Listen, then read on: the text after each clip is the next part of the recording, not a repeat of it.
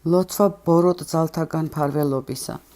უფალო იესო ქრისტე, ძეო ღმრთისაო, გარე შემზღუდე მეწმიდათა შენთა ანგელოსთა მიერ და ლოცვითა ყოვლადწმიდისა დედოფლისა ჩვენისა, ღვთისმშობელისა და მარადის ქალწულისა მარიამისაითა, ძალითა პატიოსნისა და ცხოველს მყოფელისა ჯვარისაითა, წმიდისა მთავარ ანგელოზისა მიქაელისა და სხვათა ზეციურთა უხორცოთა ძალთათა, წმიდისა წინასწარმეტყველისა, წინამორბედისა და ნათლის მცემელისა უფლისა იოანესაითა, წმიდისა მოციქულისა და მახარებელისა იოანე ღვთისმეტყველისაითა, მღვდელმოწამისა კვიპრიანეს და ქალწულმოწამისა იუსტინესაითა,